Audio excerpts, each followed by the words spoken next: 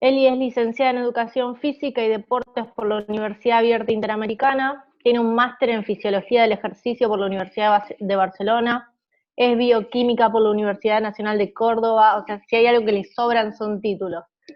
Es profesora de la asignatura Fundamentos Biológicos del Movimiento Humano, tanto 1 y 2, y en el IPEF de la Universidad Provincial de Córdoba.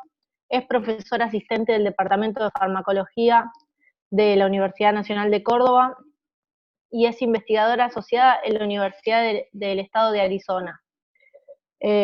Nos va a hablar hoy de la utilidad del monitoreo del gasto metabólico de reposo para el control del peso corporal. Así que todo tuyo. Muy bien, vamos a ver a qué hora largamos, 15:25. Bueno, buenísimo, antes que comenzar me gustaría agradecer la invitación. La verdad que como dije en la entrevista de la radio fue una sorpresa muy, muy grata y además la causa lo amerita. Así que bueno, un poco compartir lo que comentaba también en la entrevista de la radio. Yo tengo como dos grandes líneas de trabajo. Una tiene que ver con la elaboración de biosensores para la determinación del gasto metabólico, es decir, después les voy a mencionar en algún momento, pero esencialmente es la fabricación de biosensores con determinaciones bioquímicas para poder hacer determinaciones de gasto metabólico sin necesidad de poder, por ejemplo, tener un analizador de gases mucho más complejo, que obviamente es muy útil para el ejercicio, pero para cosas más simples como puede ser el reposo. Entonces pensamos en hacer algo de mano que nos pudiera brindar un poco más de información y de ayuda a la hora de trabajar de manera conjunta, sobre todo con los nutricionistas, ¿sí? Eso por un lado es una línea, y la otra línea tenía que ver con el monitoreo de todo lo que es la parte bioquímica del entrenamiento deportivo, que quizás esa la dejamos para una tercera edición del Congreso, y se las puedo compartir ahí también, que es un poquito más larga. Así que bueno, agradecido eso y agradecido la invitación. Me gustaría comentarles un poquito de cuál es la utilidad, ¿no?, de poder hacer una determinación o un monitoreo del gasto metabólico cuando una persona está en fase de reducción o mantenimiento del peso corporal, por ejemplo. Esencialmente, ¿de qué sale esta idea y no solamente la idea de la fabricación de biosensores, sino también la idea de poder hacer el monitoreo? Esencialmente, cuando nosotros trabajamos o hablamos de gasto energético de reposo o gasto metabólico basal, ¿sí? O sea, tenemos muchas siglas para poder encontrarlo en la literatura. Esencialmente nos estamos refiriendo justamente a la cantidad de energía o a la cantidad de kilocalorías que nuestro organismo está gastando para mantener todas sus funciones vitales, tales como, bueno, puede ser la frecuencia cardíaca, la respiración, es decir, de manera que nosotros pagamos como una especie de base, vendría a ser nuestro gasto fijo respecto a lo que gastamos en el día, ¿sí? Ese gasto fijo o base para mantener distintas funciones vitales, como pueden ser el trabajo de la circulación, ¿sí?, el trabajo de la difusión de gases, el trabajo de la síntesis y secreción de hormonas, obviamente el trabajo neurológico, síntesis y liberación de neurotransmisores, trabajo renal, sobre todo requiere muchísima actividad porque esencialmente el 25% de todo nuestro flujo sanguíneo va al riñón en este estado de reposo, entonces es un órgano muy activo. A nivel de digestivo, por supuesto, lo mismo, es decir, nuestro organismo está gastando energía para poder mantener la síntesis y secreción de los jugos digestivos y de la actividad digestiva también. Entonces, este gasto básico que nosotros tenemos de energía para mantener nuestras funciones vitales en estado de reposo es lo que se conoce como gasto energético de reposo. Vale decir, si una persona tuviera que estar acostado en una cama, tendido sobre una cama, la cantidad de energía que gastaría para poder mantener todas sus funciones vitales, para poder mantenerse despierto, implicaría nuestro gasto energético de reposo. Y uno dice, ¿por qué me interesa tanto conocer este gasto energético de reposo? Porque justamente ese gasto es diferente en cada persona. Vamos a ver en un momento que ese gasto varía de persona a persona y varía por algunas cuestiones que tienen que ver con el peso, con la superficie, con la composición corporal, pero así sea que una persona con respecto a otra tengan el mismo peso o tengan la misma altura o quizás la misma edad, variables que después podemos poner en una ecuación, esas personas pueden gastar distinta cantidad de energía para poder mantener sus funciones vitales. Vale decir, hablamos de personas que por ahí puedan tener un gasto energético más elevado en reposo, es decir, necesitan consumir una mayor cantidad de energía, consumir, es decir, no externamente, sino su propio cuerpo para mantener esas funciones vitales, necesitan consumir una mayor cantidad de energía para mantener todas esas funciones vitales, que es lo que a veces le solemos llamar a las personas de metabolismo rápido, ¿sí? Es decir, gastan mayor cantidad de energía, mayor cantidad de kilocalorías por día para poder mantener sus funciones vitales. Sin embargo, a lo mejor ante el mismo peso, la misma altura, la misma edad, haya otra persona que gasta una menor cantidad de kilocalorías por día para mantener sus funciones vitales. Entonces uno dice, ¿en qué se va a traducir esto? Esto es muy importante porque si yo gasto diferente cantidad de energía para mantenerme, pues mi gasto fijo, al ser diferente, va a implicar que yo me tenga que alimentar de manera diferente, ¿sí? Es decir, mi consumo calórico o energético va a ser de manera diferente. Entonces, las personas que tengan un gasto metabólico más elevado podrán darse quizás una mayor cantidad de lujos energéticos respecto a lo que puede ser una persona que tenga un gasto metabólico más bajo, ¿sí? Entonces quizás la cantidad de kilocalorías ingeridas que va a tener ese sujeto va a ser más bajo. Entonces, ¿qué ocurre? Son típicamente estos dos fenómenos que quizás dos personas similares dicen, no, yo si comiera lo que come esta persona, subiría de peso. Muy bien, ¿por qué ocurre eso? Porque justamente uno de los factores, vamos a ver, puede llegar a ser que esta persona tenga un gasto metabólico más elevado. ¿Eso qué va a implicar? Que necesita más energía para poder hacer lo mismo que esta otra. Entonces, este organismo, vamos a ver que por diversas razones se puede volver más eficiente, es como andar a gas y andar a nafta, ¿sí? Entonces, voy a hacer el mismo recorrido, pero utilizando distinta cantidad de combustible. Se va a hacer más eficiente haciendo lo mismo con menos gasto. Entonces, vamos a ver que esto es muy importante para no equivocarnos a la hora de la prescripción de la actividad física. Si yo me equivoco con la actividad física y bajo el gasto metabólico de alguien, por ejemplo, vamos a ver con pérdida de masa muscular, ¿eso qué va a implicar? Que hago que la persona ahora tenga que gastar menos energía para mantener sus funciones vitales y eso se puede traducir finalmente en las modificaciones en su peso corporal.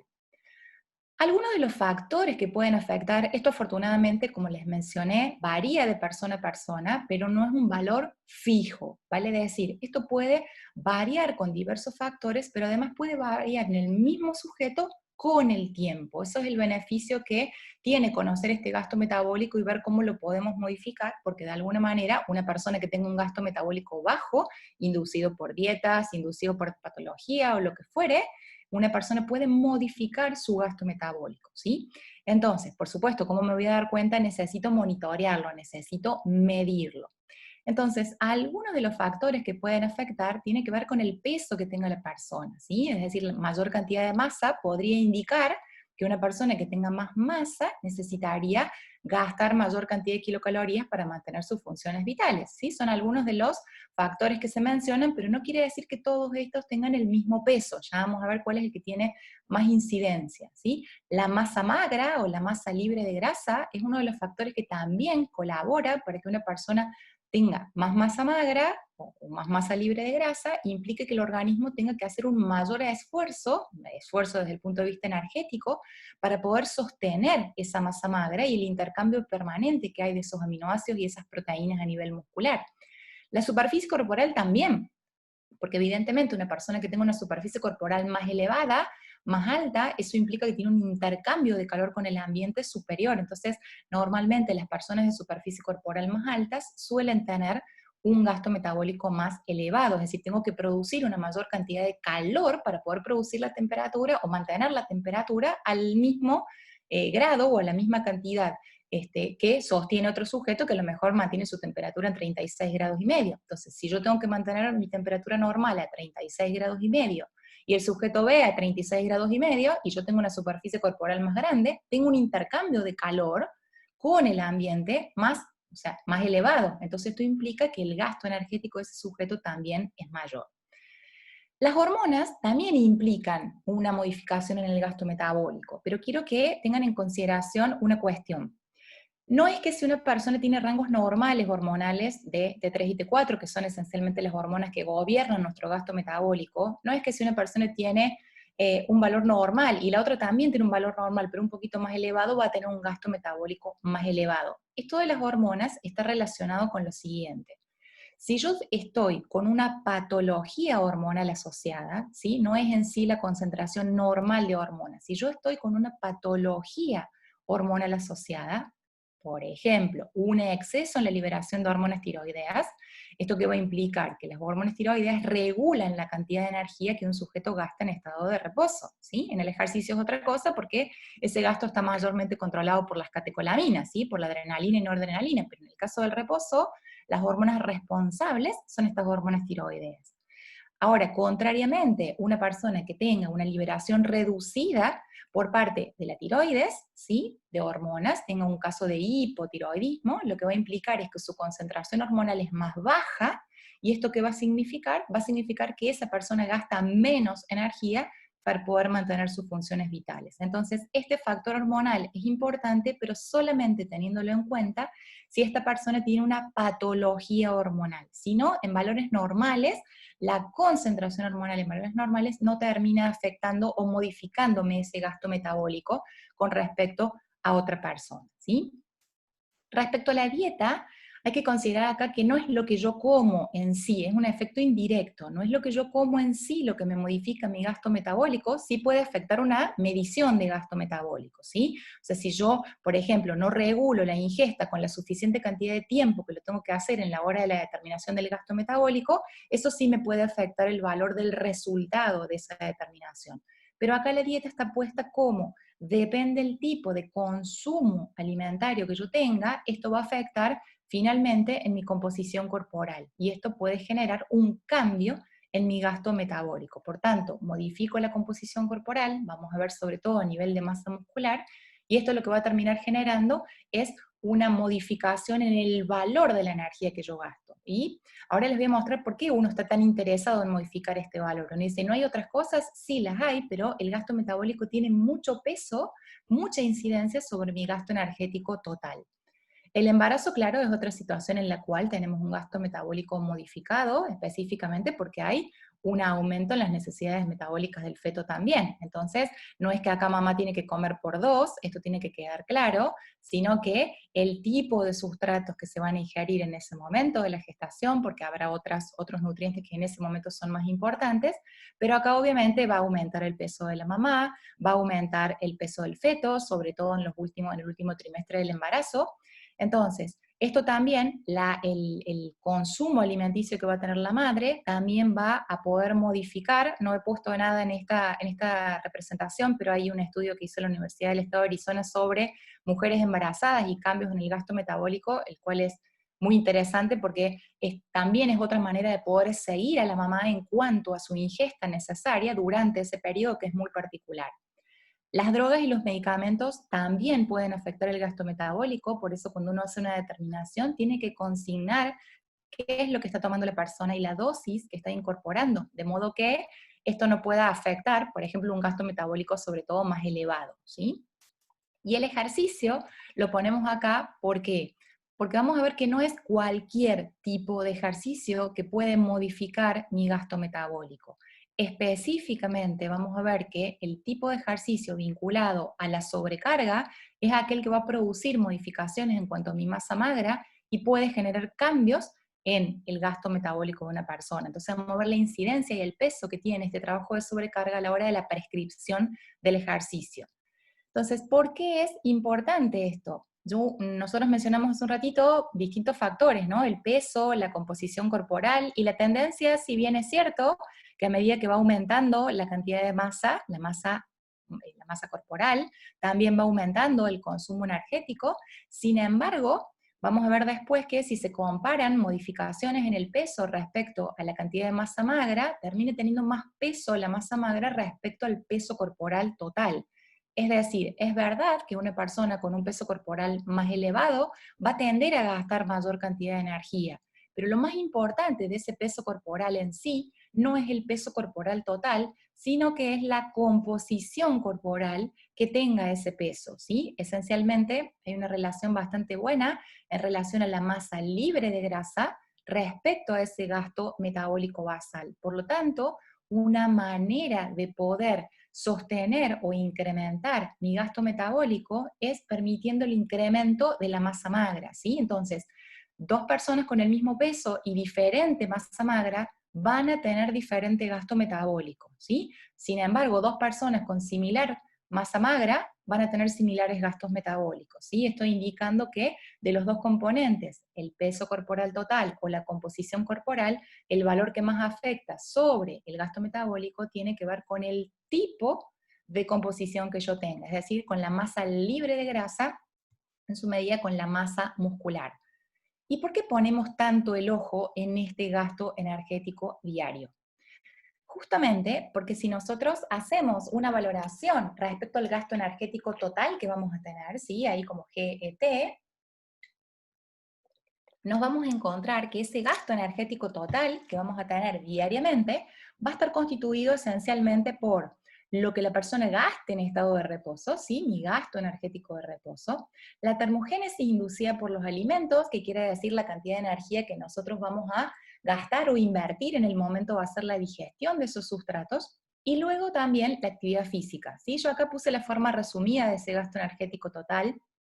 ¿Por qué? Porque además dentro está la actividad de la vida diaria de la persona también, ¿sí? Yo acá lo voy a tomar como una persona totalmente sedentaria, el que no hace nada de actividad física, pero tengamos en cuenta que aunque no hagamos nada de actividad física, pequeño gasto, simplemente por una cuestión de desplazarnos, levantarnos, tender la cama, limpiar los vidrios, etcétera, etcétera. O sea, no solamente la actividad física sistemática, incluida acá, que obviamente es la que genera una mayor cantidad de gasto energético durante la actividad, pero también tenemos otras actividades que nos van a contribuir, ¿sí?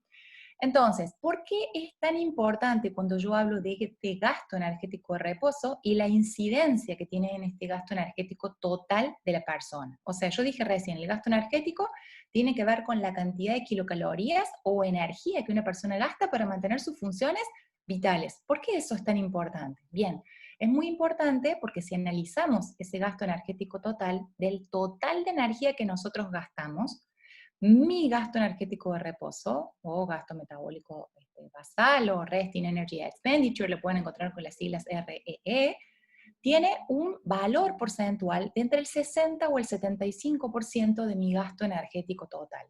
Entonces, ¿Y vos qué estás haciendo? ¿perdón? ¿Vamos bien? Se Entonces, filtró un micrófono, ahí lo apagué. ok, gracias, Boba. Entonces, implica esto que cuando nosotros estamos hablando de mi gasto energético total, ¿sí? El peso que mayor tiene incidencia acá en ese gasto energético total es cuando una persona mira o tiene en cuenta su gasto energético de reposo. O sea, nadie se ha puesto a pensar cuánto es su gasto energético de reposo. Intuye de decir, bueno, yo tengo que comer X cantidad de cosas para poder mantener mi peso, o no puedo comer estas para poder mantener mi peso. No conoce cuánto representa en valor absoluto ese gasto energético de reposo, pero intuye que en función de lo que coma, sube o baja de peso, ¿sí? O se mantiene. Entonces, fíjense que del total que nosotros gastamos, básicamente una mayor cantidad, o sea, más del 50% de la energía viene dado por este valor.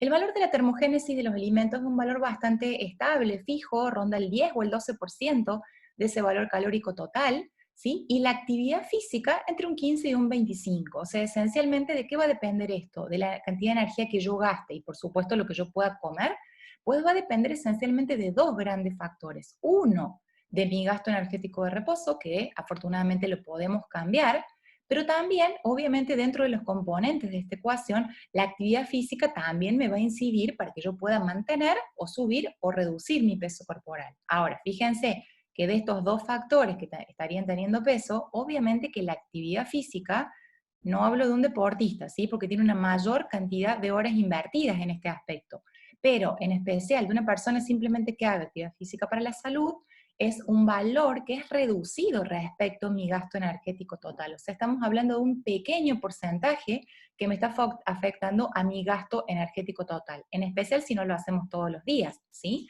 Entonces, los cambios hormonales a largo plazo, por ejemplo, en hormona del crecimiento, tienen que ver con estímulos muy prolongados en el tiempo. O sea, personas que, por ejemplo, entrenan durante un año, 6 veces a la semana, ¿se comprende? O sea, no es un cambio que lo voy a ver ya, inmediato. Al menos necesito 2 meses para poder hacer modificaciones en ese gasto energético de reposo. Entonces, lo que sacamos de esta parte de la presentación y por qué necesitamos tener en cuenta ese gasto energético diario en la ingesta de las personas, es porque tiene un gran valor. Entonces imagínense, si yo tengo una persona que tiene un gasto energético de reposo bajo, ¿eso qué va a implicar? Que si gasta poca cantidad de energía para mantener sus funciones vitales, en el equilibrio entre la ingesta y mi gasto, me voy a tener que mover mucho acá para poder equiparar lo que yo estoy comiendo. Por eso hablábamos hace un ratito de esta persona que tenía 1.700 o 1.200 kilocalorías de gasto energético, no va a ser lo mismo. Tengo 500 kilocalorías de diferencia para redistribuir en ese día, para comer de menos o para comer de más, ¿sí? Entonces, la valoración, como les puse acá, de ese gasto energético de reposo, es un objetivo deseable cuando se requiere, es decir, depende de mi objetivo. Está bueno conocer ese gasto porque yo puedo mantener o disminuir o aumentar mi masa corporal, depende cuál sea realmente mi objetivo. Entonces, si nosotros tenemos una persona que realmente realiza actividad física, si lo haga 3 veces a la semana, va a tener el componente de ese gasto en su gasto energético total de la actividad física, ¿sí? Si suponemos, por ejemplo, un gasto energético total de unas 2.300 kilocalorías y la persona hace actividad física, pues voy a tener los 3 componentes que están incidiendo a ese gasto energético total. Ahora, si esa persona no hace actividad física, ¿qué va a implicar? Que ella no va a gastar tanta cantidad de energía en su día y por tanto no va a poder comer tanta cantidad de energía en su día. Sería el caso, este ejemplo 2, donde un gasto energético total de una persona, donde no se realiza actividad física, acá faltaría sumarle el gasto este de desplazamiento. No creo que esta persona se desplace mucho en su casa, pero simplemente le puse 0 porque no saldría a hacer ningún otro tipo de actividad física que implicara trabajo aeróbico, ¿sí? O trabajo de sobrecarga. Entonces, si no implicamos ningún tipo de actividad física en el día, fíjense que mi gasto energético total, es decir, el total que gasto en 24 horas, ya lo que estoy en reposo más lo que no estoy en reposo, implicaría que estas personas sedentarias, el gasto energético total va a estar sostenido prácticamente por el gasto energético de reposo. O sea, vamos a pensar en tiempos de pandemia, cuando no nos podemos mover, ¿sí? Si estamos bloqueando este efecto, nuestro peso corporal también se va a traducir ¿en qué? En que mi gasto energético total va a estar relacionado con estos 2 factores, porque en sí la actividad física, sabemos que esto es muy poquito lo que aporta, la actividad física no está aportando nada. Y si sumamos además que este gasto energético de reposo llegara a estar bajo, ¿qué va a implicar? Que es más el exceso de lo que yo consumo respecto a lo que gasto. Entonces, estos 2 ejemplos de tener en cuenta o no tener en cuenta la actividad física me van a afectar cómo se manifiesta o se modifica mi peso corporal, ¿sí? Lo que primero les voy a mostrar es un balance calórico teórico, es decir, teóricamente, porque esto después se va modificando, por eso es necesario hacer una determinación del gasto metabólico, no en todos los casos, ya les voy a comentar cuándo lo realizo yo, no lo realizo con todas las personas, esencialmente trabajo con un nutricionista, entonces en los casos que vemos necesario lo hacemos, en otros casos no, porque funcionan muy bien las ecuaciones, pero sobre todo para cuando no funcionan muy bien las ecuaciones.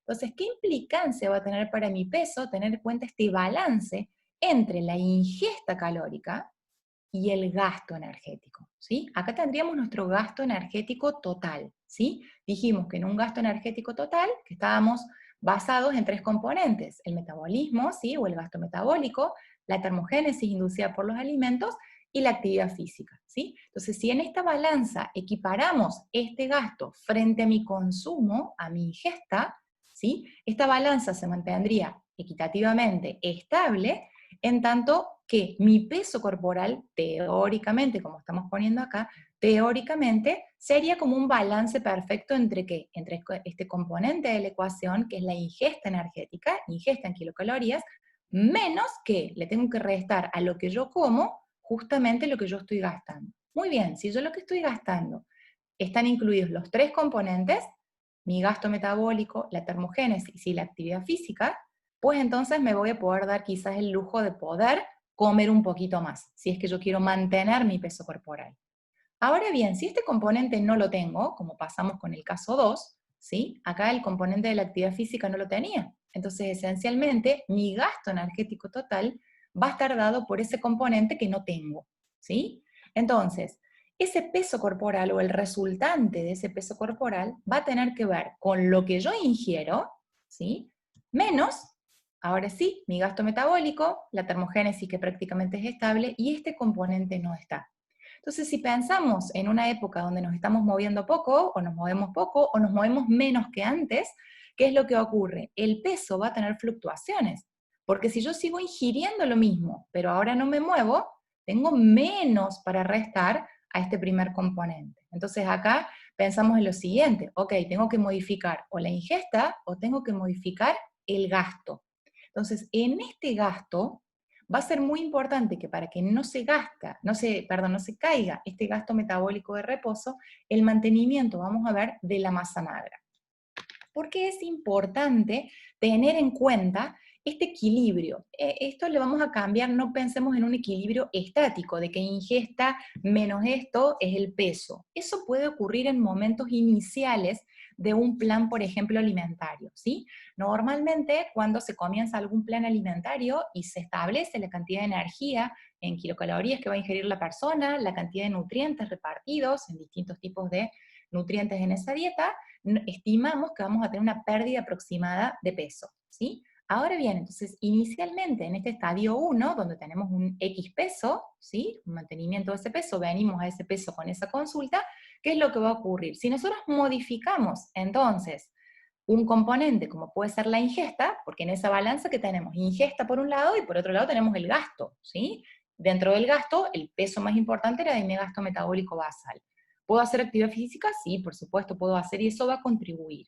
Pero normalmente, ¿qué hacen las personas cuando eligen reducir el peso corporal? Hacen su dieta, ¿sí? O sea, la dieta por ahí, como les suelo decir yo, la dieta de oler la lechuga o de oler la zanahoria, es decir, de oler los vegetales. Y claro, ¿qué estamos haciendo en ese momento? Estamos generando un déficit calórico en esta ecuación. Estamos reduciendo la cantidad de energía ingerida. Por lo tanto, tengo menos de lo ingerido respecto a lo gastado. Y es verdad, vamos a obtener una reducción del peso corporal. Pero ¿qué es lo que va a ir pasando con el tiempo? Con el tiempo vamos a ir llegando otra vez a un estado de meseta. Vale decir, ¿qué voy a tener que hacer cuando llego a ese estado de meseta? Y ahí me planteo, ¿qué hago? ¿Sigo bajando el consumo nutricional? ¿O empiezo a incrementar más la actividad física? ¿Qué es lo que ocurre acá? Entonces, en ese momento donde entramos en esta etapa 3, ¿qué es lo que puede ocurrir si yo no modifico alguna de las variables? ¿Sí? Es como cuando uno modifica las variables del entrenamiento. Acá tengo que variar las variables del entrenamiento y las variables de lo nutricional. Pero pensemos que acá no puedo seguir haciendo indefinidamente la dieta de oler la lechuga. ¿Se comprende? Sobre todo si no estoy controlado por un nutricionista. Entonces, yo comprendo que las personas que quieran reducir el peso, lo que les interesa es subirse a la balanza y no ver que se ha disparado. Yo comprendo eso. Pero lo que también hay que comprender es que si yo hago un plan nutricional no seguido, no monitoreado por un nutricionista y me baso en este plan en el cual solamente reduzco la cantidad de kilocalorías o en su defecto, solamente me baso en un exceso en la actividad física no controlada, porque por ejemplo vamos a ver qué pasa si yo me excedo en el trabajo aeróbico y no meto nada de pesas, ¿qué es lo que puede ocurrir? Con el tiempo puede ocurrir este efecto de incremento de la masa. ¿Por qué incrementa la masa? Porque mi organismo, si yo le empiezo a sacar al inicio un poquito de energía, ok, va a responder disminuyendo el peso corporal, ¿sí?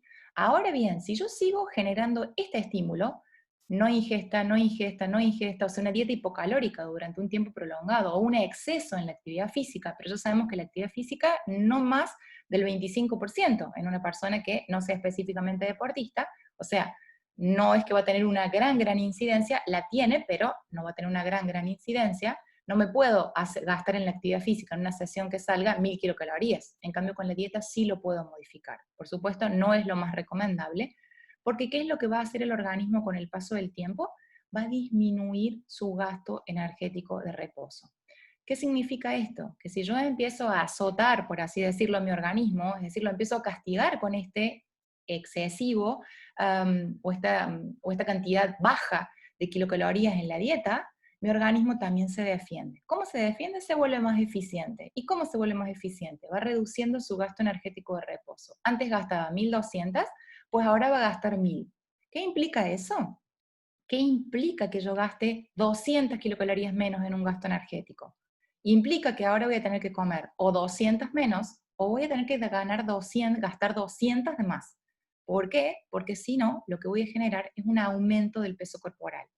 Entonces, me pasa por ahí trabajando con los nutricionistas que dicen, no con todas las personas, ¿no? Pero con algunas personas, dice la persona, no, hace el plan de alimentación y sube de peso. Muy bien, opción A, se está comiendo todo, opción B, no está cumpliendo el plan, no hace la actividad física, o opción C, tiene un gasto metabólico bajo. Entonces, recuerdo claramente uno de los casos en los cuales medimos a una chica que ella decía, con la única dieta que bajo es con, no voy a decir el nombre para no darle publicidad a la dieta, pero es una dieta extremadamente hipocalórica, son 900 kilocalorías por día, o sea, inviable, inviable en todos sentidos desde el punto de vista biológico. Entonces, ¿qué había pasado? Esta chica pasó muchos años haciendo ese tipo de dieta, y ¿qué fue haciendo su organismo? Bajó su gasto metabólico hasta tener un valor de 911 kilocalorías, teniendo que tener 1400. ¿Se comprende? Entonces, ¿qué le queda a esa persona? ¿Tiene que seguir haciendo la dieta a valer la lechuga? No, porque va a seguir perdiendo cada vez más su gasto energético de reposo. Entonces, por supuesto, hay que hacer una intervención nutricional urgente ahí, y además un cambio en el tipo de actividad física. No podemos permitir que siga modificando su gasto energético hacia abajo, tenemos que incrementarlo, y por otro lado, tenemos que intentar restituir su masa muscular para que de alguna manera esto nos ayude a aumentar un poco más. Entonces, a ver cómo estamos de hora. Ok. Entonces, ¿qué alternativas vamos a tener si estamos en esta condición, en condiciones en las cuales las personas no les resulta el plan nutricional porque no está, o porque está bien monitoreado, o porque simplemente la persona hace actividad y no funciona, ¿sí? Entonces, ¿qué alternativas tenemos? Bueno, ya sabemos que nuestro gasto energético total tiene que ver con el gasto energético de reposo, la termogénesis y la actividad física. ¿Qué es lo que yo puedo cambiar generalmente acá? Bueno, o puedo aumentar mi gasto energético de reposo, si el objetivo es aumentar, por supuesto, mi gasto energético para reducir la masa, porque a lo mejor ese no es mi objetivo, ¿se comprende? O sea, si yo tengo un deportista que tiene un valor de gasto energético elevado, pues entonces voy a necesitar ingerir una mayor cantidad, y está normal en cuestiones hormonales, voy a necesitar ingerir una mayor cantidad de kilocalorías, tendré que ver la cuestión nutricional para suplantar ese gasto energético elevado, porque la persona consume mucho, por lo tanto necesito consumir de afuera, exógenamente, una mayor cantidad de energía. Entonces, alternativas para incrementar mi gasto energético total: o aumento mi gasto energético de reposo, que esto constituía el 60 o 75%, o aumentamos el gasto energético durante la actividad física. Quiero decirles que no es muy fácil aumentar la cantidad de gasto energético con la actividad física, sobre todo si una persona es sedentaria, porque de no hacer nada a empezar a sostener habitualmente una actividad en el tiempo, no es lo que normalmente pasa con este tipo de personas. Entonces, lo normal que va a ocurrir, como dijimos, todos vamos a partir de un peso base y vamos a reducir. Este es el momento que luego que vamos reduciendo hay que hacer la intervención. Necesitamos mayoritariamente, o sea, el gasto intraesfuerzo durante la actividad física me va a ayudar para aumentar mi gasto energético total. Pero eso es un efecto agudo, o sea, la actividad física está muy bien y por supuesto que es necesaria incorporarla, pero me va a aumentar mi gasto energético agudo, me va a afectar el hoy. ¿Sí? Si yo hoy voy al parque y me gasto unas 250 o 300 kilocalorías, me va a afectar en mi gasto total hoy, día sábado, ¿sí? Ahora, no me va a afectar mi gasto energético de reposo. Para afectar mi gasto energético de reposo, necesito hacer otra intervención desde el punto de vista ya no del trabajo aeróbico, sino del trabajo de fuerza. Entonces, cuando estamos en este tipo de situaciones en las cuales la persona tiene una dificultad para poder reducir el peso, ¿sí? O porque se mantiene o porque sube, en esos casos es necesario monitorear, ¿sí? Entonces, con el nutricionista habitualmente él aplica una ecuación, ¿sí? Ahora vamos a ver algunas ecuaciones que se pueden para estimar ese gasto metabólico. Sin embargo, obviamente, la recomendación es estimar las necesidades de mi ingesta dietaria a partir de ¿qué? De la medición de mi gasto energético de reposo. O sea, normalmente uno cuando va a un nutricionista no van a medir el gasto energético de reposo, van a aplicar una ecuación para estimar cuánto es ese gasto energético de reposo, te van a preguntar si te moves, si haces actividad o no, y en función de eso van a establecer un valor de ingesta dietaria, ¿sí? Ahora, ¿qué sería lo ideal? Pues lo ideal es medir vía de calorimetría la la necesidad básica de ese sujeto en estado de reposo. Sería a través de una calorimetría indirecta. ¿Por qué decimos esto a través de la calorimetría indirecta? Bueno, esencialmente cuando hablamos de procesos metabólicos, estamos hablando justamente de la utilización de un sustrato en el organismo. Entonces, metabólicamente nosotros los sustratos, esencialmente los carbohidratos como los lípidos, si los utilizamos en estado de reposo, los vamos a utilizar a nivel mitocondrial. Por lo tanto, va a estar funcionando el ciclo de Krebs, la cadena respiratoria, y vamos a consumir oxígeno, por supuesto, para estos procesos, y vamos a tener este consumo de oxígeno para la utilización de esos sustratos, y vamos a estar produciendo dióxido de carbono, agua y energía, ¿sí? Calor. Eso es en cualquier proceso metabólico que yo utilice a nivel mitocondrial. Entonces, ¿qué ocurre? Si yo pudiera medir la cantidad de energía que se libera, es decir, hacer una calorimetría, bueno, puedo fijarme qué es lo que puedo medir para determinar este gasto metabólico. Si yo mido directamente la cantidad de calor producido, hablamos de una medición de calorimetría directa. Es decir, ¿qué estoy midiendo? No mido el sustrato que se gasta, ni el oxígeno que se consume, ni el dióxido de carbono que se produce. Si yo mido el calor directo, es una calorimetría directa. Por supuesto que actualmente no se hace, sino que se buscan métodos indirectos, ¿sí? Una medición indirecta. No estamos midiendo calor, sino que ¿qué estamos midiendo? Esto sí se puede hacer con un calorímetro, se puede hacer la determinación de la cantidad de oxígeno consumido y respecto a la cantidad de dióxido de carbono exhalado, o sea, la relación entre el oxígeno que consumo y el dióxido de carbono. Este es el fundamento de la calorimetría indirecta. ¿Qué medimos en una calorimetría indirecta? Gases, ¿sí? Gases a través de la ventilación. ¿Qué se mide en una calorimetría directa? Pues se mide el calor. Obviamente que acá esto no se hace por una cuestión primero de costos, por una cuestión de eficiencia, porque imagínense que en una calorimetría directa lo que tenemos que medir es el calor producido. ¿Y el calor producido cómo? Bueno, una kilocaloría, o cuando hablamos de la cantidad de energía o kilocalorías que una persona gasta en estado de reposo, pues entonces, ¿cómo vamos a hacer esa determinación kilocalórica? Bueno, una kilocaloría es la cantidad de energía para que, para elevar la temperatura de 1 kilo de agua en 1 grado centígrado, ¿sí? En condiciones de presión estables a una atmósfera o 760 milímetros de mercurio. Eso implica que voy a tener que ingresar a un sujeto en una cámara calorimétrica, ¿sí? Yo esto lo he visto en Phoenix, en Arizona, obviamente que esto se usa con fines evaluativos y experimentales, nada más de investigación. Esto es muy poco práctico para poder medir, pero esencialmente, ¿qué tiene esta cámara calorimétrica? Lo que tiene es justamente una serie de bobinas por donde va ingresando el agua, porque ¿qué tengo que medir? La capacidad que va a tener ese organismo de calentar el agua, es decir, de elevar la temperatura de ese kilo de agua, de un volumen conocido de agua que va pasando por esta serie de bobinas. Entonces, ¿qué va a implicar? Va a implicar que si esa temperatura, ese kilo de agua, cambia en 1 grado centígrado, eso representa 1 kilocaloría. Entonces, imagínense que esa persona va a vivir esencialmente, va a vivir, es decir, va a pasar al menos unas 13 o 15 horas dentro de ese calorímetro para poder establecer un equilibrio térmico entre lo que él va generando como calor y a medida que va pasando el agua para poder calentarla.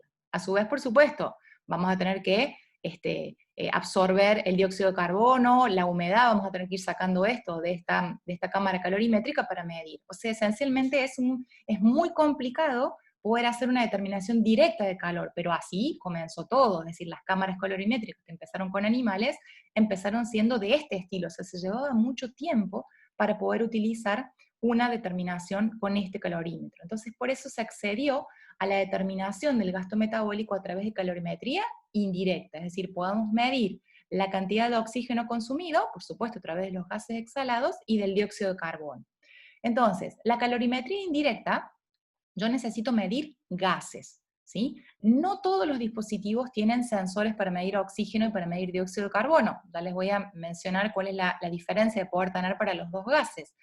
Cuando hay sensores en la constitución de ese dispositivo para poder medir oxígeno y dióxido, ¿sí? El gasto energético, o acá están las siglas en inglés, el REE, se calcula con una ecuación de Weir modificada, en la cual, ¿qué se conoce? Se conoce que el organismo, o sea, mi gasto energético de reposo, va a estar dado por la siguiente ecuación, que implica ¿qué cosa? Que por cada litro de oxígeno que el organismo consume, gasta 3,9 kilocalorías, ¿sí? Y por cada litro de dióxido de carbono que genera o que exhala, produce 1,1 kilocalorías, ¿sí? Luego se lo multiplica por un factor, simplemente para convertirlo en 24 horas, ¿sí? Y que me dé la cantidad de kilocalorías por día. O sea que si yo puedo medir la cantidad de oxígeno consumido y la cantidad de dióxido de carbono exhalado, simplemente lo que hago es reemplazar los valores, por supuesto esto ya lo hace el dispositivo, no se hace a mano, y obtenemos cuánto es el gasto energético de la persona. Como hay dispositivos que son más económicos, ¿no? Un calorímetro con sensores de oxígeno y dióxido tiene un costo más elevado, pero como hay calorímetros que tienen sensores de oxígeno, esos calorímetros simplemente lo que hacen es estimar que por cada litro de oxígeno consumido el gasto es de 5 kilocalorías, estimando lo que pasaría con el dióxido de carbono, pero hacen una aproximación. O sea, lo ideal sería tener sensores de los dos tipos, y ya les voy a mencionar por qué, porque además puedo saber el tipo de sustrato que consumo, pero hay varios dispositivos que sirven, ¿sí? O sea, que son de utilidad para poder medir. Por ejemplo, acá justamente uno de ellos es la bolsa de Douglas, que es considerado como el método gold standard o el método de oro, es decir, cualquier dispositivo que uno se dedique a fabricar lo tiene que cotejar o lo tiene que validar en realidad con el dispositivo gold standard, que es la bolsa de Douglas. Bueno, acá es una bolsa grande, porque obviamente se está midiendo durante el ejercicio, pero esto viene en bolsas más pequeñas, en las cuales se puede medir con el estado de reposo, y que simplemente ocurre, se colecta todo el volumen de aire, por eso no se puede realizar cualquier tipo de actividad, todo el volumen de aire en esta bolsa, luego a través de sensores, tanto de oxígeno como de dióxido de carbono, se aplica la misma ecuación que vimos recién de Weir para calcular. Por supuesto, esto es un poco incómodo en la determinación de la bolsa, pero es el método gold standard en la literatura y hay que siempre validar con eso. Por supuesto que a medida que fue pasando el tiempo, se elaboraron siempre validando con gold standard otros métodos computerizados, ¿sí? Que no son portátiles, la persona simplemente, por ahí se le suelen llamar como metabolic chart o carros metabólicos, la persona justamente no es algo que yo pueda transportar, la persona llega, se pone en posición supina, se le puede poner una máscara o un clip nasal, en este caso una cámara, y entonces la persona respira ahí simplemente dentro, y lo mismo, siempre el mismo principio, colectamos oxígeno y colectamos el consumo de oxígeno y medimos el dióxido de carbono, ¿sí? Hay otros que son portátiles, o sea, me lo puedo llevar si quiero al gimnasio, lo que sí, estoy conectada con ese dispositivo con el, con el dispositivo base o madre, digamos, en el cual se hace la lectura. Entonces, en este caso es portátil porque lo puedo transportar, pero no me puedo poner a correr en el campo con esto. O sea, sirve muy bien para hacer una determinación basal, en ejercicio no va a servir tanto si es que me quiero trasladar, pero si quiero subirme arriba de una bicicleta o arriba de una cinta, se puede hacer la determinación también de gastos energéticos durante la actividad. Otros, obviamente, que son mucho más costosos, que son dispositivos inalámbricos, uno puede poner los sensores, tanto en la espalda como en el pecho, de oxígeno y dióxido de carbono, y a través de estos cablecitos llegan aquí hay un medidor de flujo o un sensor de flujo para poder medir la cantidad de aire, por supuesto que se ventila, y la ventaja que tiene es que justamente yo llevo los sensores conmigo, es decir, tengo una conexión directa, los transporto, los llevo, y entonces de manera inalámbrica puedo tener todos los datos en la computadora y puedo ir viendo. Si la persona la tengo cerca, lo puedo ir viendo en el momento que se está haciendo el esfuerzo, y si no, simplemente, por ahí nosotros lo usamos allá en Arizona para escalar, etcétera, para hacer distintas actividades, y en ese momento no podíamos ir viendo los resultados en vivo, entonces, como queda todo guardado, tenemos una tarjetita de memoria aquí adentro, como queda todo guardado, después vuelves, sacas la tarjetita de memoria, la pones en la compu, descargas los datos, y ves todo lo que se manifestó en ese momento, ¿sí?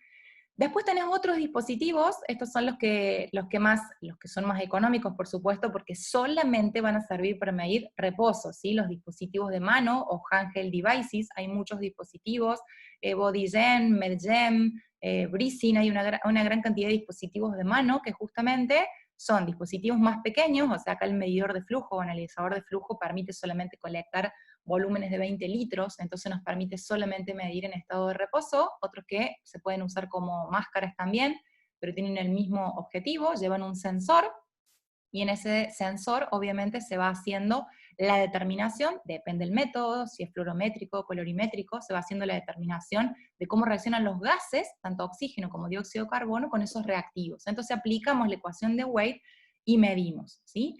Entonces, tener un dispositivo de esta categoría solamente para mí, ¿sí? Para medirme mi gasto energético de reposo, esto sería poco viable para una persona por el costo, obviamente, que tiene un dispositivo de estos, pero un dispositivo portátil, ¿sí? Ya acá por ahí podemos hablar de un costo más bajo, por supuesto, respecto a esto, y los de dispositivos de mano, por supuesto, no son para medir en ejercicio, son para medir en reposo, pero permiten que una persona se pueda chequear, se pueda valorar, o quizás un nutricionista la pueda tener en su consultorio y poder chequear o valorar a sus pacientes. Por supuesto, hay que hacer pruebas, hay que medir porque nadie está cómodo cuando te ponen una mascarilla o te ponen un clip nasal y tenés que ventilar a través de una boquilla, ¿sí? No es lo más cómodo, entonces hay que ir probando y testeando a la persona para que se sienta cómoda y tenga una respiración normal.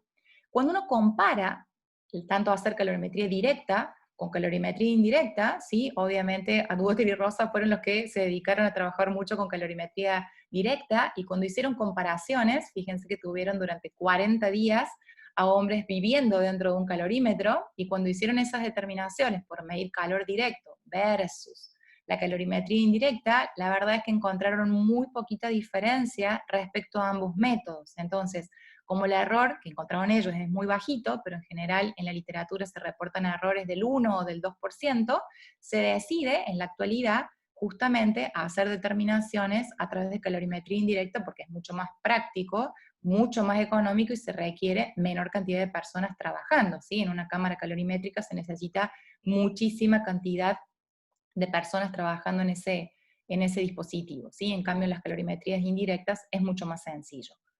Como les mencionaba hace un momento, una de las posibilidades que tienen los calorímetros, portátiles o inalámbricos o handheld, dispositivos de mano, es que justamente pueden tener sensores de oxígeno o de dióxido. ¿Cuál es la diferencia? Bueno, una de las diferencias es que por un lado estoy midiendo verdaderamente el aporte que tiene el dióxido de carbono, o sea, esa 1.1 kilocalorías generadas por volumen de dióxido de carbono producido. Pero por otro lado, es un dato interesante que es para tener en cuenta, puedo valorar lo que es el cociente respiratorio de la persona. ¿Para qué me sirve esto?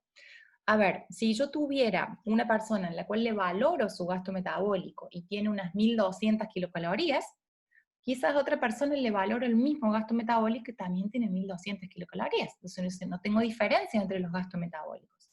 Sin embargo, si tengo la posibilidad de tener un sensor de dióxido de carbono incluido en ese dispositivo, yo puedo conocer de esas 1200 kilocalorías cuánto corresponde a oxidación de grasas y cuánto corresponde a oxidación de carbohidratos.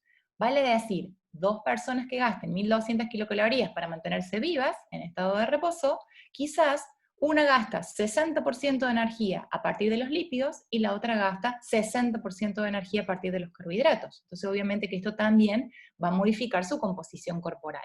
Entonces, ese cociente respiratorio, obviamente, va a ser una proporción del dióxido de carbono que yo exhale en la muestra calorimétrica respecto a qué? A la cantidad de oxígeno que está consumiendo esa persona en ese momento. Cuando yo le ponga el dispositivo o la mascarilla, esa persona va a incorporar oxígeno, lo va a consumir y también va a exhalar dióxido de carbono. Entonces, ¿qué ocurre? Para cada nutriente, tanto carbohidratos como ácidos grasos, obviamente cuando esos nutrientes se oxidan, dijimos que el objetivo ¿cuál era? Oxidar un nutriente, ¿sí? Combinarlo con el oxígeno. Entonces, no es lo mismo la cantidad de oxígeno que yo voy a necesitar para oxidar un carbohidrato, esta sería la glucosa, ¿sí? Con 6 carbonos, que la cantidad de oxígeno que yo voy a necesitar para oxidar un ácido graso, ¿sí? Porque el carbohidrato tiene 6 carbonos y los ácidos grasos habitualmente que constituyen nuestra dieta son de 16 o 18 carbonos. Entonces, no voy a necesitar la misma cantidad de oxígeno. Entonces, ¿qué ocurre? Cuando se hace una determinación calorimétrica y tengo sanciones de dióxido de carbono, se puede valorar el cociente, la proporción. Si yo oxidara total y completamente una molécula de glucosa, ¿sí? Estaría generando un consumo de 6 moléculas de glucosa y una producción de 6 de dióxido de carbono. O sea que si yo ahora hago ese cociente, 6 dividido 6, ¿sí? Me va a estar dando un cociente respiratorio, un RQ de 1. O sea, un valor de 1 me está indicando que prácticamente esa persona el 100% de sus nutrientes los oxidaría a partir de carbohidratos. Sin embargo, obviamente que también tenemos aporte de lípidos. Obviamente los lípidos, dependiendo de qué va a depender esto, la cantidad de carbonos y bueno, de lo que yo ingiera en la dieta. Pero habitualmente 16 o 18 carbonos son los ácidos grasos que tienen nuestros triglicéridos. Entonces, obviamente la cantidad de oxígeno que yo voy a necesitar es más elevada, ¿sí? Entonces, si yo ahora hago el cociente entre 23 de oxígeno, ¿sí?, que estoy consumiendo y los 16 de dióxido de carbono que estoy generando, obviamente que como en el denominador tengo 23, tengo un valor más pequeño, el cociente respiratorio me va a estar dando más chico, o sea, menor a 1. ¿Eso qué quiere decir? Que cuando tengo cocientes respiratorios más bajos, eso implica que también estoy oxidando proporción de grasas. Entonces, si yo oxidara total y completamente esta molécula de ácidos grasos, implicaría que mi cociente respiratorio sería de 0,70.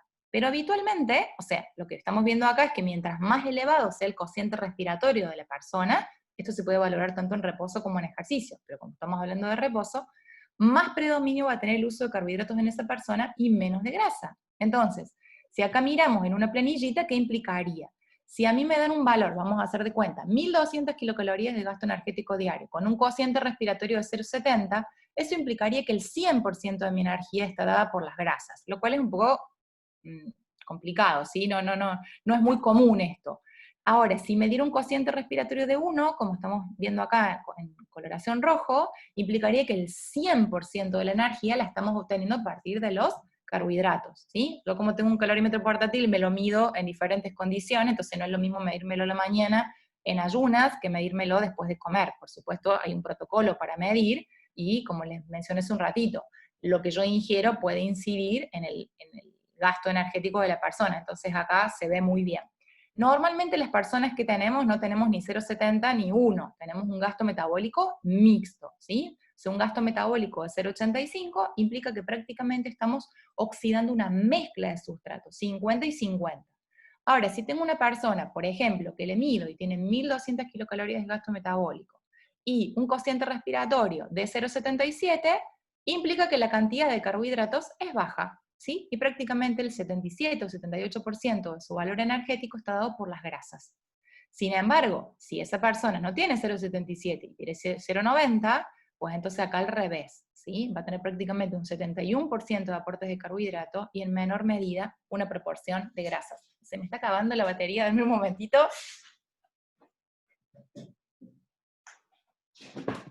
Ahí está. Muy bien, entonces, ¿qué hacemos cuando no tenemos la posibilidad de poder realizar una calorimetría indirecta? ¿Sí? Como les mencioné, esto no lo hacemos con todas las personas, lo hacemos solamente con las personas que tienen dificultad cuando se aplica justamente una ecuación. O sea, si nosotros no sabemos cuál es nuestro gasto energético de reposo, ¿sí? Y tenemos que hacer un plan de alimentación por el objetivo que sea, reducir, mantener o incrementar la masa corporal, ¿qué se hace?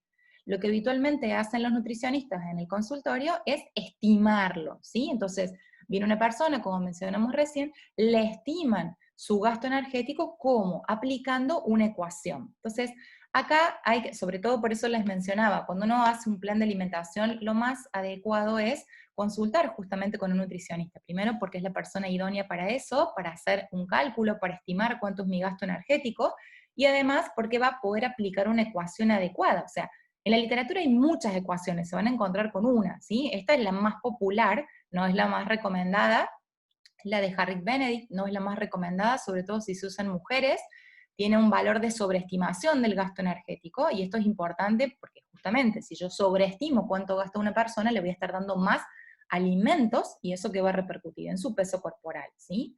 La de Owen también funciona bien, pero la más recomendada es la de Mifflin, ¿sí? Fíjense que acá en las tres ecuaciones tengo que utilizar la edad en años, el peso corporal en kilos, la altura. Lo más importante es cuando una persona selecciona una ecuación para estimar su gasto metabólico, para ver cuánto sería, ¿sí? ¿Qué es lo que va a implicar? Que yo tengo que buscar una ecuación que sea adecuada a mi persona. No puedo utilizar una ecuación para personas, no sé, que sean diabéticas si yo no soy diabética, ¿se comprende? Entonces hay que buscar ecuaciones que se ajusten. Habitualmente la más recomendada, digamos, sobre todo en sujetos con sobrepeso y obesidad, es la ecuación de Mifflin. Si ustedes se fijan, tenemos estas variables para completar ahí. Ahora, si todos nosotros pesáramos lo mismo, midiéramos lo mismo y tuviéramos la misma edad, ¿sí? Nos estaría dando el mismo gasto metabólico, y eso no necesariamente es así. Entonces, cuando no hay patologías, las ecuaciones funcionan muy bien, ¿sí? O sea, si se dispone de calorimetría indirecta, como acá se menciona en este paper, si se menciona, se dispone de calorimetría indirecta, lo ideal es medirlo, ¿sí? Sobre todo si tenemos, por supuesto, sujetos con sobrepeso o obesidad. Ahora, si no lo podemos medir, vamos a tener que usar una ecuación. Muy bien. La ecuación más recomendada es la de Mifflin, ¿sí? Sobre todo en sujetos con sobrepeso y obesidad. Es una de las más usadas, ¿sí? No implica que no haya otras, pero es una ecuación que funciona y es una de las recomendadas. Ahora bien, muchos dispositivos o algoritmos, o por ejemplo, si uno entra a internet y pone descubre su gasto metabólico, te piden el peso, la edad, etcétera, muchos utilizan la ecuación de Harris-Benedict, ¿sí? La ecuación de Harris-Benedict lo que tiene es que sobreestima mucho el valor. Entonces, si yo tengo un valor real medido, si ustedes se fijan acá, por ejemplo, personas del mismo peso, ¿sí? De la misma talla, vamos a hacer de cuenta 64 kilogramos, fíjense la gran variabilidad que puedo tener en la determinación, ¿sí? 1480, 1640, 2000. Entonces, tengo un margen como de 500 kilocalorías de diferencia. 500 kilocalorías de diferencia, para que se den una idea, es decir, cuando uno hace un plan de alimentación, lo que intenta hacer para perder medio kilo de peso corporal semanal es reducir unas 500 kilocalorías diarias. ¿Cómo lo puedo hacer? Lo puedo hacer si quiero mitad y mitad con la alimentación y mitad con la actividad física, y si no lo tengo que hacer con la alimentación. Pero esa es la reducción básica. Entonces, si yo me equivoco acá, en cuanto estimo ese gasto energético y pienso que la persona tiene un gasto de 2.000 o de 1.640, cuando en realidad es de 1.480, estoy sobreestimando la cantidad de energía que está gastando. Por tanto, ¿qué le va a pasar a esa persona? O se va a mantener en su peso corporal o va a aumentar. Entonces, si la ecuación está bien aplicada, ¿sí? Está bien elegida, por ejemplo, elegimos la de Mifflin, y aún así no funciona, pues ahí es un momento en el cual uno tiene que pensar qué otra cosa puede hacer, qué otra cosa puede hacer, medir el gasto energético. Si no lo puede medir, o sea, lo ideal sería medirlo. Si no lo puede medir, ¿qué es la intervención que se va a tener en cuenta? ¿Sí? Teniendo en cuenta que uno de los factores que más afecta el gasto metabólico es la masa magra, pues entonces, si no me funciona la ecuación, si no puedo medir el gasto metabólico de reposo, pues entonces, desde el punto de vista de la actividad física, tengo que hacer una intervención respecto a la cantidad de masa libre de grasa, ¿sí? O masa magra. Es un factor que tiene mucho peso. ¿Por qué tiene mucho peso? Fíjense, acá simplemente se muestra el gasto energético en kilocalorías por kilo por día de diversos órganos, ¿sí? Obviamente me voy a focalizar, porque no podemos modificar el peso del cerebro, del hígado, del corazón, ¿sí? Ni de los riñones, entonces sí podemos tener incidencia desde el punto de vista de la actividad física a nivel de tejido adiposo y de músculo. Vean acá lo importante que es la masa magra. ¿Por qué? Porque para que mi organismo mantenga 1 kilo de masa grasa, solamente le cuesta 4,5 kilocalorías por kilo de masa, ¿sí? En el día. Y para mantener 1 kilo de masa muscular, necesita 13 kilocalorías por kilo por día. ¿Se comprende? Entonces, ¿esto qué implica? Que si yo tengo de más, ¿sí? Mucho tejido adiposo, en realidad estoy ocupando muchísimo volumen con un gasto energético que es bajísimo. O sea, mi organismo es como que tiene un almacenamiento, una bodega, en donde guarda, pero sin embargo el gasto energético para mantener esa bodega es bajo. O sea, el gasto para mantener esa grasa es baja. ¿Sí? Ocupa mucho espacio, me suma peso a la balanza y es bajo. Ahora, cuando yo lo comparo con el músculo, estamos hablando prácticamente de 3 veces más, ¿sí? Entonces, ¿la estrategia cuál va a ser? La estrategia es incrementar la masa magra. ¿Para qué? Para que me aporte o me genere más peso, es decir, esta va a ser la modificación crónica. La modificación aguda, yo puedo hacer actividad física, no importa, aeróbica, de sobrecarga, ¿sí? Entonces, la actividad física, sobre todo de resistencia, que me va a permitir el componente o modificar el componente del gasto intraesfuerzo. Pero el gasto metabólico basal es un componente que yo lo necesito afectar de manera crónica. Entonces, cuando uno dice hacer sobrecarga para aumentar la masa muscular en una persona que quiera reducir de peso, está claro que no estamos prescribiendo este ejercicio porque las pesas vayan a aumentar la cantidad de grasa oxidada. Las pesas lo que me van a permitir es el mejoramiento de la masa magra, ¿sí? Para generar un incremento en el gasto metabólico. Entonces, por lo tanto, si mi objetivo es incrementar el gasto metabólico, mi herramienta, ¿sí? mi prescripción del ejercicio para ese efecto a largo plazo va a tener que ver con un incremento de la masa magra, ¿sí? Los cambios en la masa libre de grasa también conllevan cambios en el gasto metabólico basal. Y eso se puede obtener con cualquier tipo de intervención que implique sobrecarga. Por supuesto con protocolos que me permitan aumentar la masa muscular, pero ya sea que yo utilice protocolos de fuerza, ¿sí? O protocolos de concurrentes, ¿sí? O combinados, trabajos de sobrecarga asociados con trabajos aeróbicos, cualquier tipo de intervención, no así el trabajo que genere solamente resistencia aeróbica, ¿sí? Este fue un trabajo de 10 semanas, solamente trabajo de resistencia aeróbica, este es solamente trabajo de fuerza y trabajo concurrente, o sea, en el concurrente se hacía el trabajo de fuerza más el trabajo de resistencia. Lo que se quería valorar acá era el cambio en el gasto metabólico, y muy bien, en cualquiera de los dos protocolos, tanto si hiciera fuerza solo como si hiciera concurrente, no estamos hablando del gasto energético intraesfuerzo, ¿sí? Estamos hablando del cambio en la tasa metabólica de la persona como efecto crónico. Entonces, en ambos grupos hubo cambios en el gasto metabólico. No diferencias significativas entre esos grupos, pero sí respecto al valor de reposo. En cambio, la persona que solo hizo trabajo de resistencia no logró modificar su gasto metabólico, incluso bajó. Entonces esto es importante tener en cuenta. El trabajo de resistencia solamente me va a permitir el gasto energético agudo, el componente de la ecuación de la actividad física. Pero el trabajo de fuerza, por supuesto, si asocio los dos, mejor, porque tengo los dos beneficios. Pero el trabajo de fuerza es el que verdaderamente se va a acompañar de cambios en ese gasto metabólico. Y esto es lo que yo les decía. La incidencia que tenemos en relación a tener distinto peso, no es que el que más pese va a tener más gasto metabólico, ¿sí? Sujetos de similar masa magra y distinto peso tenían gastos metabólicos similares. O sea, si yo logro tener masa magra similar a la de otro sujeto, no importa que pesemos lo mismo, vamos a tener gastos metabólicos elevados. ¿Por qué? Porque justamente lo que más pesa acá en la ecuación es la masa muscular. Sin embargo, sujetos que tengan similar peso pero diferente masa magra, acá el mayor peso va a estar dado por el que tenga más masa magra. O sea, quien sea capaz de tener más masa magra va a ser el que más gasto energético de reposo va a tener. Finalmente, como consideración general, así no me paso demasiado, tener en cuenta entonces que este gasto energético de reposo es un componente de gran importancia respecto al diario, ¿sí? 50-65%, y si la persona es sedentaria, básicamente ocupa el 90% de su consumo total, ¿sí? Si nosotros utilizamos algún plan nutricional y de actividad física para el control del peso corporal, ¿sí? Lo puedo modificar por distintas estrategias, o lo que yo consumo de energía, lo cual esto en el largo plazo tiene una limitación. ¿Por qué? Porque no puedo seguir bajando el consumo energético de una persona, porque si no llego a lo que pasó con esta paciente en el consultorio, ¿sí? Bajó tanto su consumo energético que el organismo que hizo, bajó su gasto metabólico, y cuando estamos en dietas hipocalóricas muy severas, el organismo también produce proteólisis, ¿sí? Porque se elevan los niveles de cortisol y esto produce proteólisis. La actividad física también es uno de los factores que, obviamente, vamos a propinar, tanto aeróbica como de sobrecarga, o el otro factor, el incremento del gasto energético de reposo.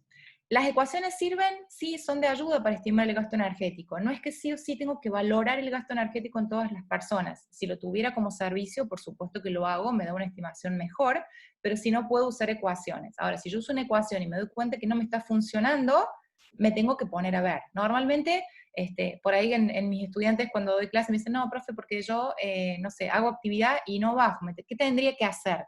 Bueno, hay que empezar, si no podemos valorar, hay que empezar a ver diferentes cosas, ¿no? Hay que empezar a ver si no hay un problema hormonal, primero, para descartar eso, porque ya si hay un problema hormonal, pues hay que corregir lo hormonal y después utilizar otro tipo de procedimiento.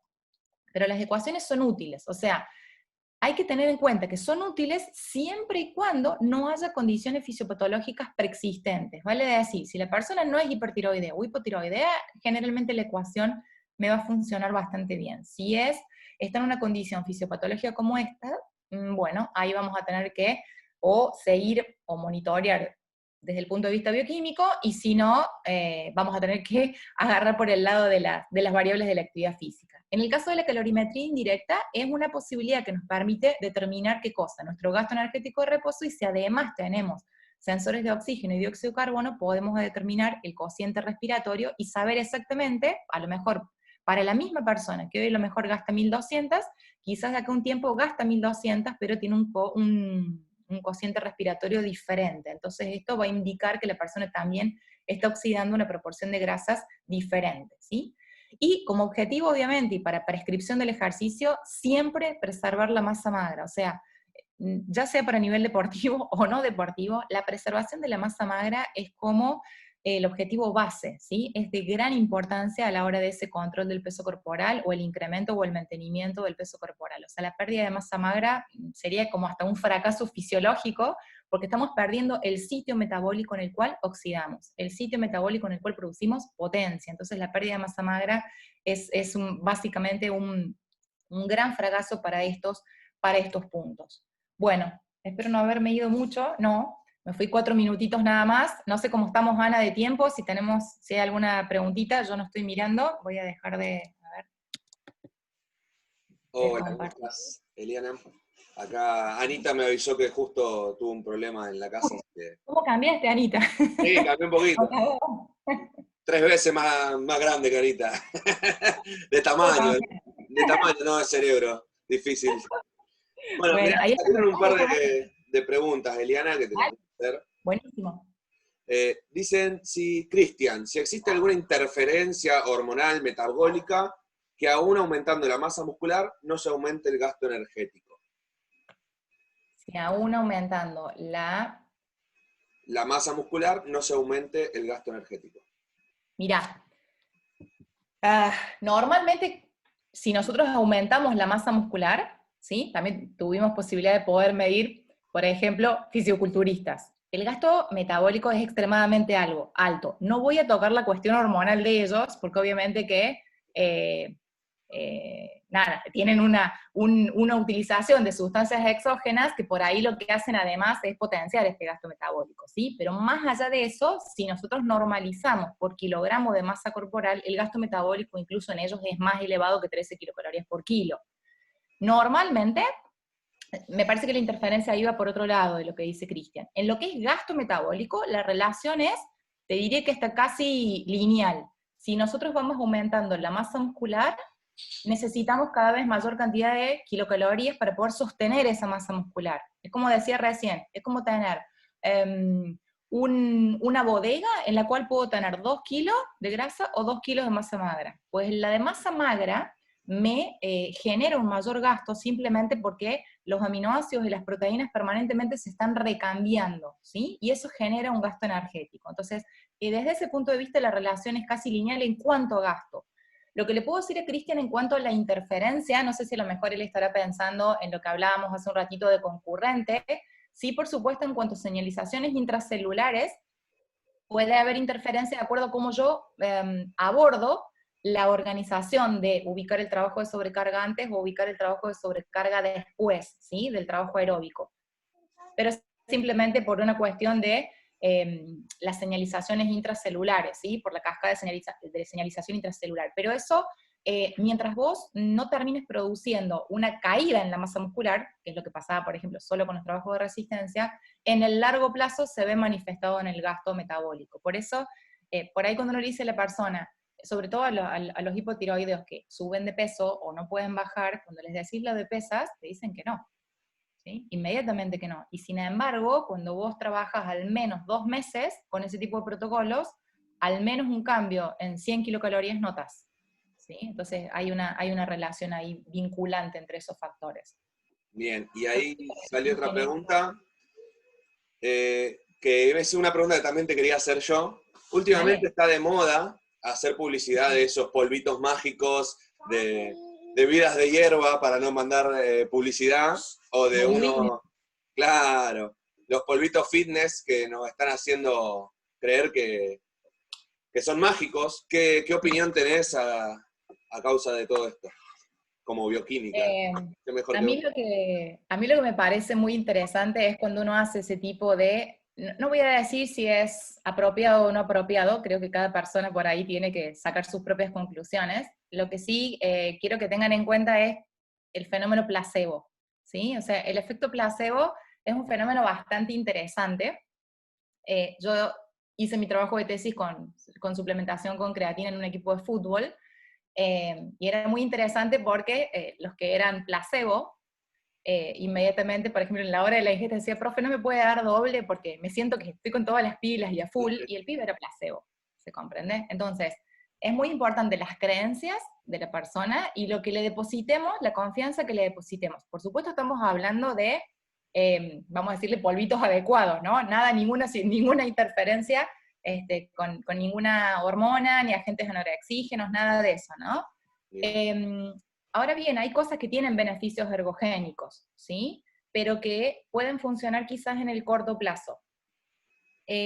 Considero que también a veces la opinión de una sola persona respecto a lo que haya probado es un poco limitada. ¿Por qué? Porque cuando una persona generalmente dice, quiero hacer esto, o quiero lograr esto, cambia un montón de variables al mismo tiempo, y no una sola. Vale decir, si yo voy a invertir, vamos a hacer de cuenta, me voy a gastar 1.000 pesos en un polvo mágico, la persona no gasta 1.000 pesos en un polvo mágico y no cambia sus hábitos alimentarios. Gasta 1.000 pesos en el polvo mágico, cambia, en lugar de comer, no sé, 6 veces al día, quizás modifica la cantidad o la frecuencia o la proporción de los sustratos, o no hace actividad física y ahora hace, antes se comía medio kilo de pan y ahora come 200 gramos, entonces en esas condiciones no controladas de variables, es muy difícil de decir si verdaderamente es por eso o no. ¿Cómo no va a funcionar todo eso junto? Claro, o sea, ¿a cuánto le ponemos de peso a cada una de esas variables? Y es difícil de medir ahí, ¿sí? De todas maneras, por ahí la persona le deposita toda su confianza a eso, o sea, si eso le sirve, genial, pero por ahí a lo mejor gasta 1.000 pesos menos y tiene el mismo efecto, ¿sí? Claro. Es como con la carnitina, ¿tá? Dice, no, porque el quemador de grasas, a ver, nuestras mitocondrias tienen 100 veces más carnitina que cualquier suplemento con carnitina. Final, absorbo el 60%, termino eliminando el excedente por la orina, y es mucho más fácil hacer actividad física aeróbica o con sobrecarga y estimular la biogénesis mitocondrial y tener más carnitina, ¿sí? Entonces por ahí hay cosas que son más baratas y más económicas en ese sentido. Y puedo decir una cosita más, Oba. Dale, tranquila. Quiero que tengan en cuenta, es importante también analizar cuando uno ve los esfuerzos o los protocolos, que una cosa es un esfuerzo agudo y otra cosa es un beneficio crónico, ¿sí? Un esfuerzo agudo me va a provocar un cambio hoy, lo cual no quiere decir que me vas a provocar el mismo cambio a nivel crónico, ¿sí?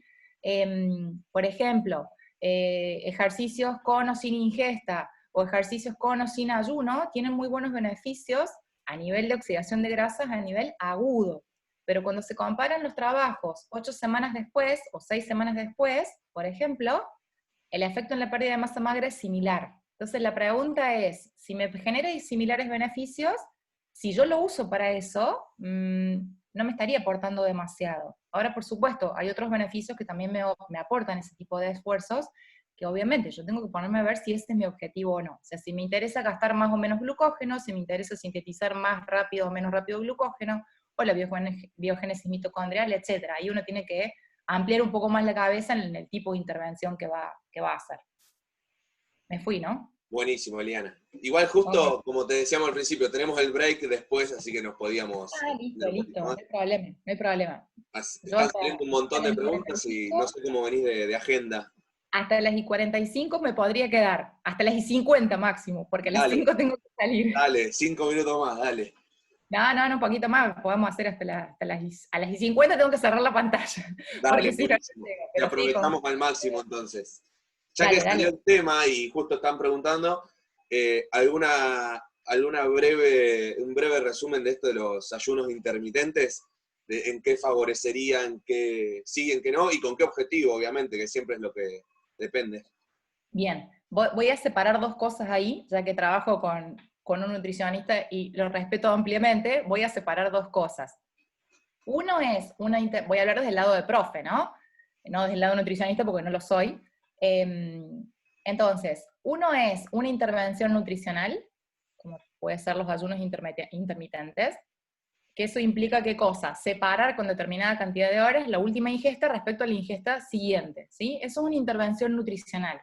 Cuando nosotros hablamos de ejercicio en ayunas, desde el punto de vista físico, por así decirlo, fisiológico, no tiene que ver con ese tipo de intervenciones. Entonces, es muy importante cuando uno lee un trabajo que diga efecto de el ayuno sobre, no sé, la oxidación de ácidos grasos. Es importante tener en cuenta que ahí el procedimiento que se utiliza es diferente a lo que implica un ayuno intermitente. En el ayuno intermitente solamente se hace una intervención nutricional, como mencioné recién, entre mi última ingesta y la siguiente, 14 horas, 16 horas, 18 horas. El otro día una estudiante me decía que ella hacía ayunos de 24. Entonces yo dije que interesante sería, además está haciendo un tipo de intervención nutricional particular, es muy interesante ahí poder hacer el seguimiento desde el punto de vista de la composición corporal, ¿no? Porque 24 horas de ayuno también implica elevados niveles de cortisol y probabilidad de proteólisis. Probabilidad, no decimos que va a ocurrir o no. Entonces, en los protocolos de trabajo en ayunas, yo siempre hago esta diferenciación. Los protocolos son ayunos nocturnos. O sea, los trabajos publicados en la literatura no son trabajos de ayuno intermitente, son protocolos de overnight, son protocolos de ayuno nocturno, en la cual el sujeto consume su alimento la última vez en la noche y tiene una separación hasta la próxima sesión entre 8 a 10 horas. Esos son los ayunos nocturnos que se hacen, ¿sí? Nada que ver con lo que fuera un ayuno intermitente. Entonces la persona llega al laboratorio en esa condición y se le valora, no sé, en un test, puede ser en bicicleta, o se le hace trabajo de sobrecarga y después aeróbico, es decir, según sea el protocolo de trabajo. ¿Qué es lo que significa eso? En estos protocolos, si vos lees bien el diseño metodológico, la persona llega al laboratorio, generalmente, ¿qué se hace? Se compara con otro grupo de sujetos. El grupo de sujeto A llega al laboratorio y no consume nada, o consume un placebo, ¿sí? El grupo B lo que hace simplemente es, antes de la sesión, o durante el ejercicio, depende del protocolo, es hacer alguna ingesta de carbohidratos. Lo que no implica que después que termine la sesión, el grupo A no ingiera sus carbohidratos. Esto es importante, porque uno piensa que están haciendo la dieta de oler la lechuga. O sea, viene en ayuno, trabaja en ayuno, se va a su casa, vive en ayuno y sigue en ayunas, ¿se comprende? Entonces, ¿qué es lo que ocurre? Cuando los planes nutricionales son hipocalóricos, y además se asocian con trabajos en ayunas, uno de los efectos probables es la proteólisis. ¿Es siempre? No, porque la proteólisis tiene que ver con un estado crónico de la persona en la cual mantenga bajos niveles de glucosa en la sangre, o sea, bajos niveles de glucemia. ¿Quiénes no les pasa eso? No les pasa eso a las personas entrenadas. ¿Por qué? Porque uno de los efectos que tienen con el tiempo es justamente reducir la tasa glucogenolítica, tanto hepática como muscular. Por lo tanto, la tasa de liberación de glucosa del hígado de la sangre es más baja. Entonces ellos pueden mantener un mismo nivel de glucemia por más tiempo, a diferencia de una persona desentrenada. Entonces, si yo comparo un esfuerzo en ayunas nocturnas, ¿sí? No con ayuno intermitente, porque es una intervención nutricional y no la voy a tocar, sino un protocolo en ayunas versus no ayunas, está más que claro y más que probado en la literatura que el trabajo en ayunas oxida mayor cantidad de grasa que en el otro protocolo. Es muy simple.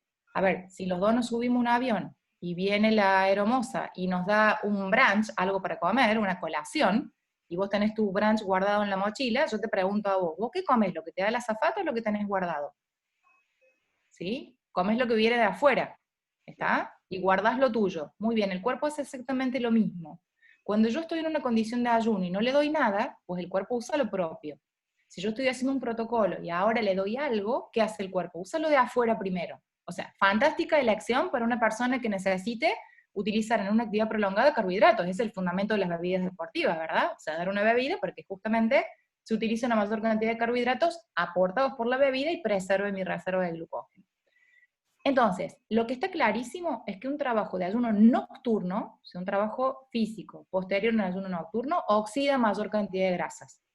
Pero en el crónico, la cantidad de grasas que yo oxide en ese esfuerzo, comparativamente con 24 horas, y eso prolongado en 6 u 8 semanas de trabajo, no hay diferencias significativas en la pérdida de masa grasa. Vamos a hacer de cuenta, el grupo experimental y el grupo control, ambos grupos perdieron 3 kilogramos de masa grasa, sin diferencias significativas entre ellos, ¿se comprende? Entonces, si yo miro el trabajo en ayunas, con ese objetivo, yo me pregunto, bueno, si me gusta lo hago, pero si no me gusta, en el crónico voy a tener similar efecto. Ahora uno dice, ¿tiene otros beneficios el trabajo en ayunas? Sí, la respuesta es sí y es correcta. Y tiene varios beneficios. Uno de ellos es que aumenta la densidad mitocondrial, mucho más rápido que no hacerlo en ayunas. Otro beneficio es que aumenta la cantidad de enzimas oxidativas, ¿sí? Entonces es un beneficio. Otro beneficio es que aumenta la síntesis de glucógeno, ¿está? Entonces, para un deportista obviamente que eso es benéfico. Y otro beneficio que tiene es que promueve una menor glucogenólisis o ruptura de glucógeno en estas personas entrenadas. Ahora bien, vamos a ver de nuevo ahora la letra chica. Esos son todos los beneficios. Ahora, ¿con quién voy a gozar de esos beneficios? Con quien lo haga correctamente. Porque si viene Juanita haciéndole dieta a oler la lechuga, que viene en ayuna, hace el trabajo, ¿sí? Y luego vuelve a su casa y sigue en un estado de ayuno, esa es una de las limitaciones que tiene ese trabajo en ayunas. Esa limitación, ¿qué es? Es un aumento en la degradación proteica. Por tanto, ese trabajo mal gestionado puede producir una caída del gasto metabólico de reposo. ¿Sí? Que es, obviamente, estamos hablando de un efecto crónico, no pasa nada si yo hago 2, 3 veces este efecto. Si yo crónicamente, por ejemplo, este paciente que comentaba acá, ¿no? Donde en lugar de tener 1400, tiene 900, o sea, ¿qué he hecho? Simplemente un gasto, o sea, un daño al organismo de generar pérdidas de la masa muscular. Entonces, si no me puedo medir el gasto metabólico, ¿qué hago? Tengo que hacer un seguimiento de la composición corporal, pliegues y perímetros, asegurarme al menos sí o sí, para darme cuenta si qué está perdiendo, ¿se comprende? Porque yo no sé cómo va a reaccionar. Ahora, el trabajo bien ejecutado, normocalórico, con las proporciones adecuadas de carbohidrato, es muy efectivo. O sea, quiere hacer trabajo en ayunas, lo hace, pero no en ayunas de oler la lechuga, ¿se comprende? Eso no, porque genero ese estado de hipoglucemia permanente y incremento en los niveles de cortisol que sí me puede afectar la masa magra. Normalmente, a ver, no va a pasar en un futbolista, ¿sí? ¿Por qué? Porque tiene su seguimiento nutricional, entonces las sesiones las van a hacer porque tienen sus sesiones de trabajo en ayunas, ¿sí? 2 a la semana, por ejemplo, van a hacer sus sesiones, pero termina la sesión, o el pedazo de sesión, hacen su desayuno y siguen entrenando, ¿se comprende? O sea, bajo ningún punto de vista está pensado con depleción glucogénica. Con depleción glucogénica en los trabajos de investigación sí está reportada la proteólisis.